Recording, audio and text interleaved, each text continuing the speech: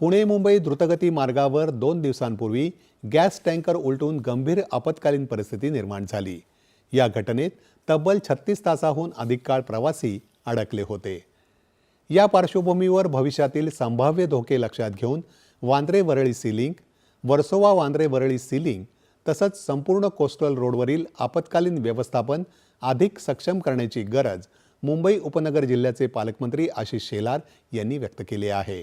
या संदर्भात मुख्यमंत्री देवेंद्र फडणवीस यांना शेलार यांनी पत्र पाठवलं आहे।